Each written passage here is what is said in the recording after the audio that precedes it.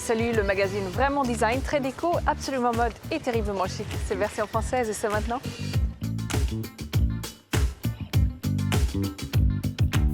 La couleur, c'est la vie, la lumière aussi. La maison du vitrail sublime les deux. Un artisanat traditionnel et constamment réinventé. À Paris, Armand Adida est synonyme de mode. Son nom se confond avec celui de ses boutiques depuis plus de 30 ans, c'est l'éclaireur. De Belleville à Ménilmontant, le 20e arrondissement, c'est le Grand Remix. Cosmopolite, Populo, Parigo et Bobo. Facétieux, poétique, créatif, unique et abordable, les bijoux d'Alix Tran ont toutes les qualités et le charme en plus. Mais tout de suite, point de vue, un regard affûté sur les nouveautés stylées de la semaine.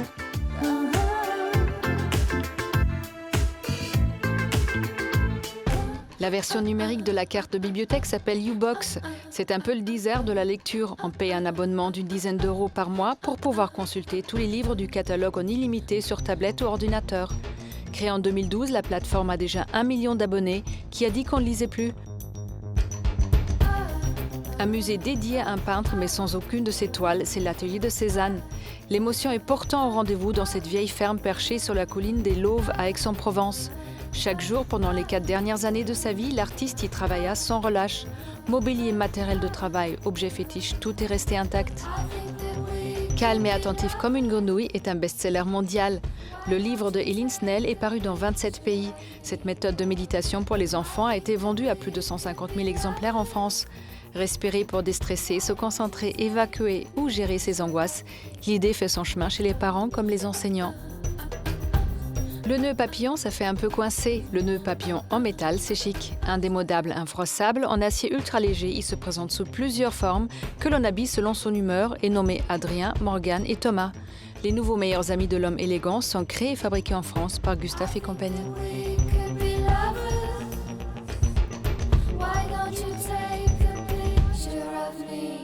Quand on dit vitrail, on pense souvent église, plus rarement œuvre d'art ou décoration. Pourtant, un petit coup d'œil vers les années 20, l'art déco et l'art nouveau, par exemple, nous rappellent la créativité de cet artisanat que perpétue aujourd'hui la maison du vitrail. Vous le pensiez has-been, religieux, trop sage, détrompez-vous. Le vitrail peut être très tendance, il suffit d'avoir un peu d'imagination. Que ce soit sous forme d'abat-jour, de tableaux, de statues, le vitrail est avant tout une œuvre d'art qui se décline sous plein de formes. Bien loin de son contexte habituel, le religieux. Souvent, on l'imagine justement dans les églises classiques, voilà, avec le côté très biblique, très réfléchi, etc., avec une grande pensée très intellectualisée derrière. Le vitrail, ça reste déjà au départ une technique, une matière. On a 11 000 m² de verre différents, avec des matières différentes, et là, il faut s'amuser avec.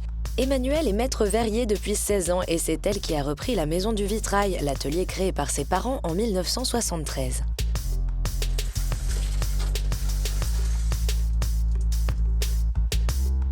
Un héritage qu'Emmanuelle a su faire évoluer au fil des techniques tout en apportant sa petite touche personnelle.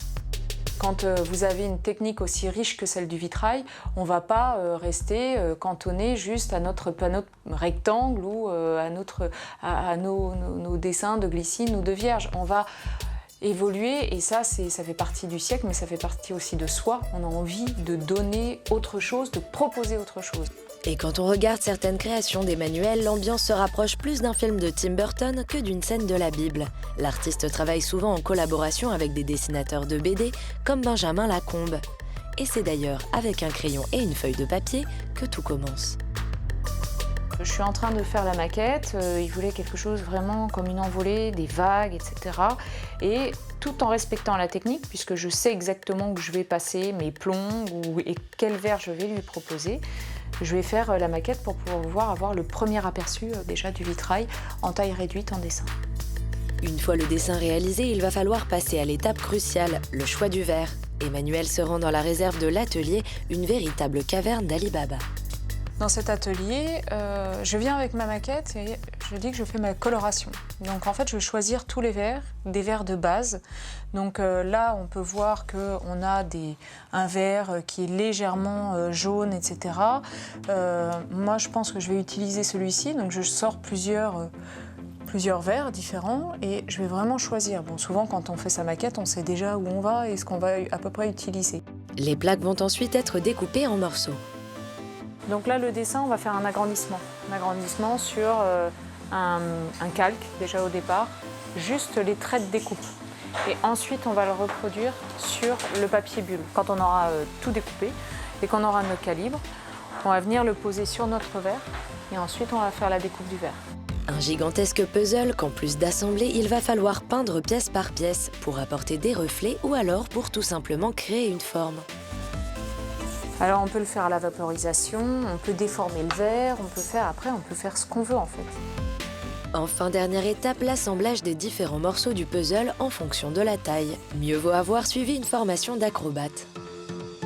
Chaque pièce est insérée en fait dans une baguette de plomb, plus ou moins épais en fonction ou plus ou moins armé aussi en fonction de la dimension. On utilise du plomb armé. On va mettre chaque morceau de verre dans notre rail de plomb. Et ensuite, on va souder à chaque intersection de plomb. Et ensuite, on va passer du mastic. Le mastic, c'est une pâte qui va venir sous les ailes de plomb, solidifier le panneau et le rendre étanche.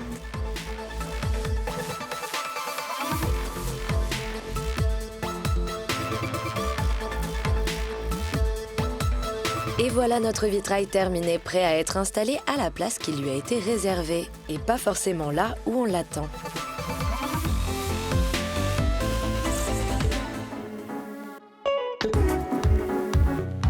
Découvreur, entrepreneur curieux, Armand Adida est depuis les années 80 une des figures de la mode parisienne.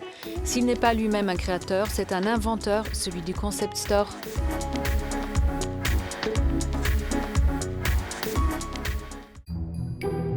Parmi les enseignes multimarques qui proposent des thématiques qui peuvent aussi bien se décliner au travers du vêtement, du design que de la décoration, les magasins L'Éclaireur font figure de proue dans ce que l'on nomme, sous son terme anglo-saxon, de concept store. Ces espaces à mi-chemin entre boutiques et galeries d'art sont des vitrines de l'avant-garde et des nouvelles tendances. C'est elle. Et voilà des réalisations qui ont été faites. Armand Adida est l'un des pionniers parisiens de ces lieux dédiés à l'original, au singulier et à la série limitée. D'une ambiance mystérieuse de cabinet de curiosité au décor pop art, chaque lieu qu'il crée propose un regard nouveau sur la mode. Mais que cherche cet éclaireur sur les sentiers sinueux de la création? Je cherche ce petit trésor à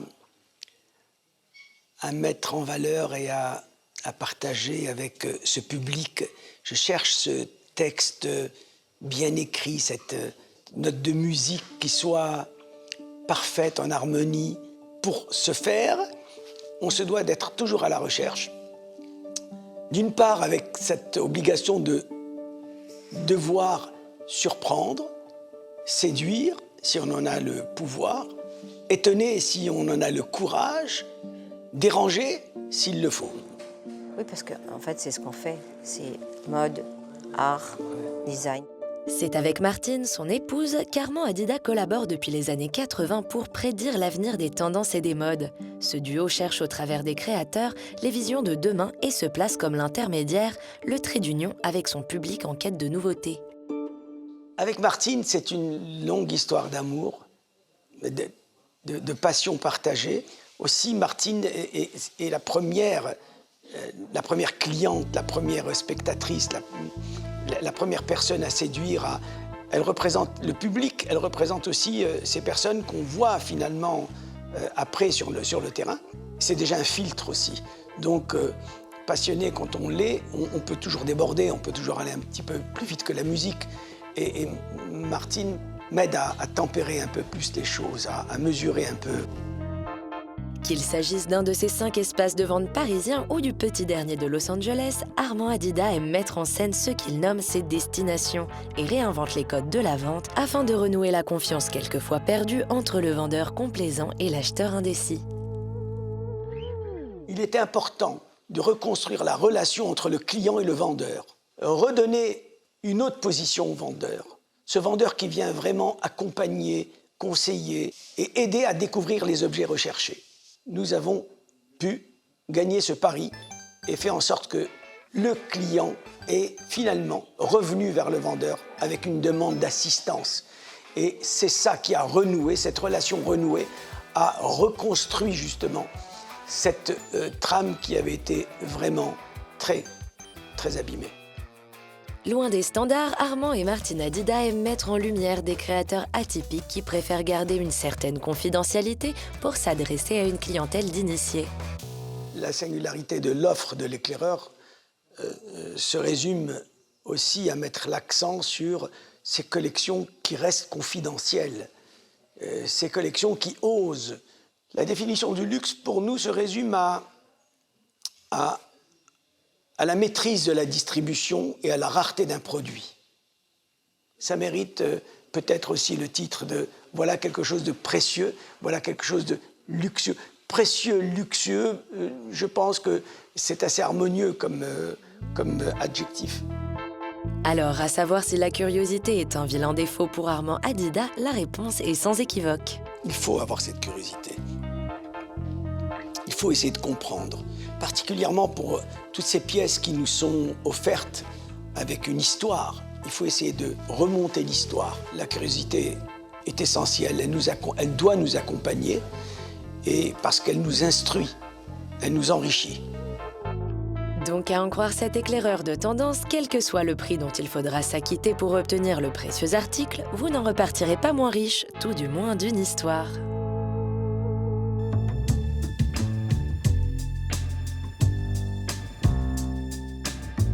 Bonjour Armand. Bonjour. Merci de nous accueillir chez l'éclaireur, chez vous. Vous êtes l'inventeur du concept store parisien. Un concept store, déjà, qu'est-ce que c'est pour vous? Je ne suis pas l'inventeur du concept store parisien, c'est Jacques Coeur, au XVIIe siècle, qui avait eu la bonne idée de réunir toutes les activités autour du savoir-faire, les maîtres verriers, les tisserands, et même les marchands d'épices. Il importait le tout pour Charles VII. Et sur un entrepôt incroyable, eh ben, ça a été qu'il avait réalisé pour l'aristocratie, les châteaux, toutes ces choses-là. On va dire que vous avez repris son idée au XXIe siècle. En réalité, je suis un méchant copieur, quoi. Alors, les gens venaient et viennent toujours chez l'éclaireur, aussi bien sûr pour acheter, mais aussi pour s'inspirer. Et vous avez, vous et Martine, votre épouse, vous avez un œil, beaucoup plus qu'un œil, une philosophie. C'est ça aussi qui fait votre succès. Derrière tout ça, il y a une philosophie, mais avant tout, il y a cette volonté de partage, cette volonté de vous savez, on dit que nous sommes des passeurs. Passeurs, c'est aussi un rôle et une responsabilité. Armand, quand on parle de Armand Adida, Martine Adida, on parle aussi du Tranoï. Le Tranoï est une manifestation parisienne pendant...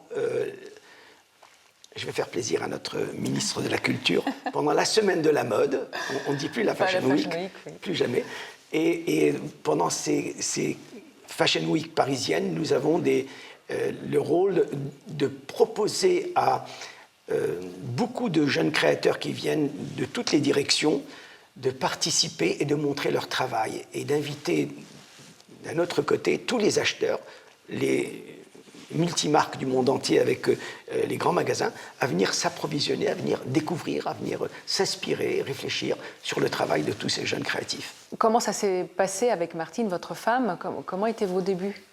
Nos débuts se sont passés dans des sous-sols, dans un sous-sol de galerie aux Champs-Élysées. C'était un début de crise fin des années 70. Et il fallait se distinguer des autres. Et avec les petits moyens, nous avons ouvert notre premier espace avec un nom particulier qui est l'éclaireur. Et on s'était dit avec Martine, faisons avec nos moyens quelque chose qui nous ressemble, sans frontières, sans limites. Et c'est ça qui nous a encouragés, si vous voulez, à sortir du rail. C'est-à-dire que vous aviez envie aussi de montrer aux jeunes, de donner aux jeunes créateurs une vitrine un peu exceptionnelle. Qui ne ressemblaient pas à ceux des grands magasins. C'est un privilège pour nous que d'être les porteurs de messages de tous ces jeunes créateurs et d'avoir la chance de parler en leur nom et de mettre en avant leur talent. C'était ça le rôle qui était le nôtre. Alors, dans les jeunes créateurs, il y avait les fameux 6 d'Anvers, les 6 créateurs belges d'Anvers que vous avez vraiment, en quelque sorte, apportés en France, apportés dans la mode. C'est juste. C'est le début d'une histoire d'amour, une découverte dans un salon. et voir quelqu'un qui montre, j'ai ce souvenir qui revient à la surface, quelqu'un qui parle de mode, mais dans un décor de poulailler. Moi, j'étais bluffé, j'ai adoré. Donc, les styles d'Anvers, il y avait Anne de Menemester, il y avait Dries Van Noten, il y avait Martin Margiela, il y avait Dirk Bickenberg, il y avait Walter, et ces six-là se démarquaient d'une manière tellement forte, grâce à ce coach qu'ils avaient, qui était Linda Lopa, qui était la responsable de l'Académie d'Anvers.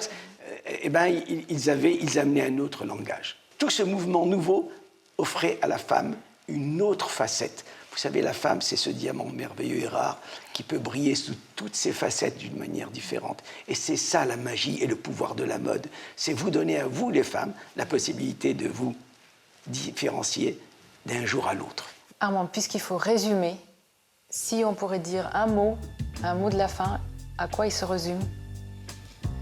Je voudrais dire qu'il faut travailler de plus en plus sur cette culture de la différence, parce que c'est la colonne vertébrale de la mode. Et la mode, c'est tout autour de nous. C'est tout. Très bien, merci Armand. Moi, c'est un vrai plaisir.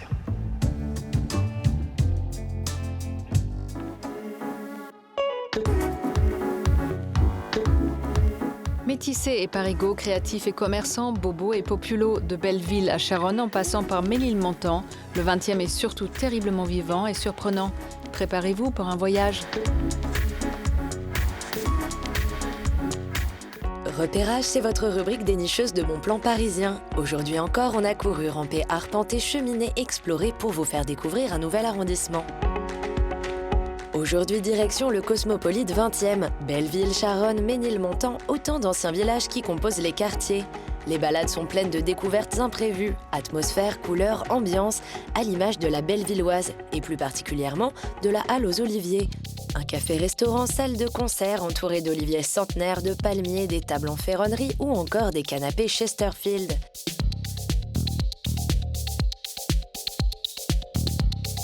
Ici, on vient pour bruncher, bercé par un groupe de jazz, des concerts de musique brésilienne, des apéros solidaires, des spectacles pour petits et grands.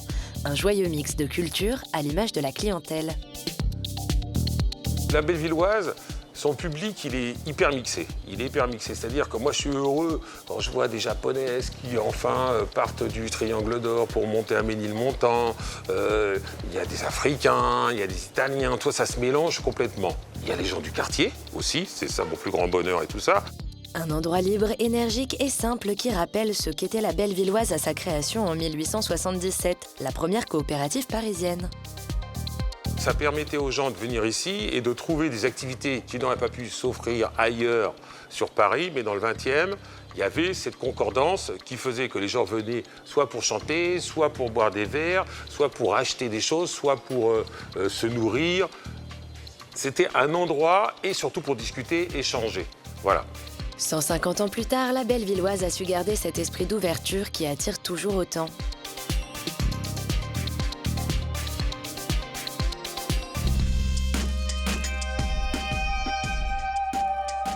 Et oui, on se trouve bien à quelques mètres du périphérique, et pourtant on se croirait partout sauf en ville. La Campagne à Paris, c'est le nom de ce petit îlot de pavillons perchés en haut d'une butte, au niveau de la porte de Bagnolet. Organisé à l'origine en coopérative, il permettait à la classe ouvrière d'accéder à une centaine de pavillons construits pour améliorer leurs conditions de vie. Aujourd'hui, il reste un endroit unique. Tout d'abord, son silence immuable est un luxe à Paris qui rajoute à la beauté des lieux. Mais aussi ces charmants pavillons qui ont tous une personnalité différente. Certains possèdent des façades aux couleurs vives et originales, d'autres ont de jolies marquises où l'on devine des jardinets débordant de glycines et de roses.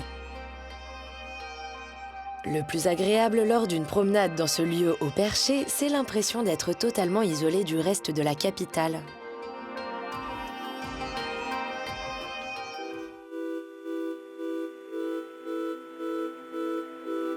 À 2 pas de la porte de Bagnolet se trouve le pavillon de l'Ermitage, le seul vestige du château de Bagnolet, une vaste propriété achetée en 1719 par la duchesse d'Orléans. Au pavillon de l'Ermitage, à l'origine, on venait soit à la tombée de la nuit, à la période estivale, alors se livrer à des plaisirs de diverses natures. Aussi bien savourer un bon moment entre amis, écouter un morceau de musique, bénéficier d'un bon repas, et puis partie fine aussi, affinité. C'était quand même l'époque privilégiée pour ce genre de jeu, sachant qu'on agissait dans une relative discrétion. On était à la campagne, donc à l'abri des regards indiscrets. Si le pavillon est encore debout, cela s'explique par son occupation continue par des dizaines de propriétaires successifs. Comme des particuliers très proches du pouvoir, le mystérieux baron de Batz, personnage révolutionnaire qui aurait participé à différents complots, ou encore l'assistance publique à partir de 1887. Le bâtiment a changé d'aspect au fil du temps et des occupants. Ce qui est intéressant au sein du pavillon, c'est sa décoration murale. Il n'y a jamais eu de meubles ni de matériel fixe. On a porté tout en fonction des besoins. Par contre, les peintures sont d'origine avec 2 programmes différents. Des peintures de 1720, ce qu'on appelle des grisailles, donc dans des camailleux de gris, une atmosphère assez particulière de style un peu grotte. Et un salon décoré à la fin du XVIIIe et qui a été un cadeau amoureux offert par le propriétaire d'alors à sa maîtresse. Aujourd'hui, le pavillon est entouré par un parc public qui permet une petite pause culturelle bucolique. Alors n'hésitez pas à vous perdre dans ce grouillant arrondissement au passé chargé d'histoire.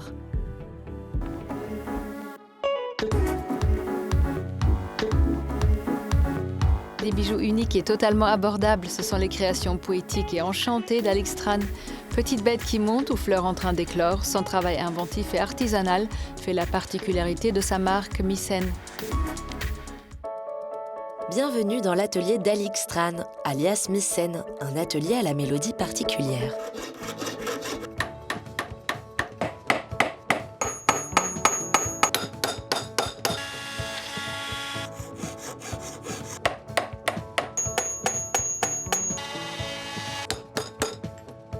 Et pourtant, ces gestes un peu brutaux sont là pour donner vie à des bijoux très délicats. Et oui, dans la même phrase, Alix peut dire. J'ai découpé des fleurs. Et puis, Je les écrasais au marteau. depuis 2015, Alix a développé sa marque de bijoux en l'intitulant d'après son second prénom, Mycène, jolie fleur de lotus en vietnamien. Un nom à l'image de ses créations délicates et poétiques. C'est au cours de ses études d'histoire de l'art qu'Alix s'est passionnée pour l'univers du bijou. Puis c'est avec l'envie de s'orienter vers un travail plus manuel qu'elle a décidé de poursuivre ses études aux Arts décoratifs de Strasbourg. J'ai découvert le travail du métal et en fait ça m'a ramené à quelque chose que je faisais enfant, c'est-à-dire bricoler avec mes mains, être en contact direct avec la matière. Et souvent je pars même de la matière pour faire les bijoux. La matière, c'est le laiton qu'elle fait généralement ensuite dorer à leur fin. Mais au départ de ses créations, c'est la nature qui est sa source d'inspiration. Une feuille, une fleur, un marron, une pomme de pin, tout lui donne des idées. Et le fait que ça s'imbrique parfaitement et de voir en fait comment c'est fait, je trouve ça génial. Et un principe naturel qu'elle affectionne particulièrement, c'est celui de partir d'un petit élément et de le reproduire plusieurs fois pour former un tout plus grand. Je pars d'un petit cercle que je répète et du coup on arrive à ce collier qui est quand même assez imposant et bruyant. Oui, les bijoux de Mycène font parfois du bruit ou ont du mouvement, car outre l'inspiration naturelle, une autre constante de son travail, c'est le côté ludique et vivant de ses créations. Je soude à la base et du coup les fleurs vibrent en fait quand on marche. C'est quelque chose que j'essaye de faire dans plusieurs de mes bijoux, garder une certaine mobilité, que ce soit pas quelque chose de figé. La gamme Lotus propose des bagues avec une fleur qui s'épanouit à différents stades. L'idée, en fait, c'est de pouvoir les assembler et les associer un peu à l'envie pour faire des ensembles un peu plus fournis, avec un côté un peu ludique. Ludique, vivant, c'est le cas de le dire, avec ses drôles de broches arthropodes, un parti pris audacieux qui vient bousculer les codes traditionnels du bijou. Car pour Alix, la vision du bijou est plus large, il y a une vraie réflexion et une vraie recherche derrière. C'est entre le bijou de créateur et l'artisanat. Et du coup, nourri par les études de bijoux contemporains, donc voir le bijou de manière un peu plus large, pas seulement comme un objet joli et ornemental. Une réflexion sur l'objet, certes, mais toujours et aussi la vocation de mettre en valeur le travail de l'artisan. Un aspect aussi qui me plaît, c'est le fait qu'on voit la fragilité du métal avec des petits accidents. C'est quelque chose qui rend le bijou un peu plus vivant aussi. Le fait qu'on voit la trace de l'outil, du geste. Scier, frapper, chauffer, souder, percer, voilà les gestes qu'Alix fait au quotidien. Avec cet outil, donc une boutterole, je vais frapper peu à peu la forme pour la refermer et obtenir du coup cette forme arrondie. Ça, c'est une opération qu'il faut faire assez régulièrement parce que le métal durcit en fait quand il est frappé. Le métal du coup est recuit et plus mou, plus malléable. Un savoir-faire mis en valeur par des événements variés. Aujourd'hui, Mycène a rendez-vous à la Biennale Émergence de Pantin, un salon prestigieux des métiers d'art et du design qui met en avant des valeurs chères à la créatrice, le fait main et le slow design. L'occasion de montrer son travail et de rencontrer des gens, d'autres créateurs, des professionnels ou bien des acheteurs. Et on constate que pour Alix, le succès est au rendez-vous. À l'image de ces fleurs de lotus, on souhaite à Alix et sa marque de continuer à s'épanouir.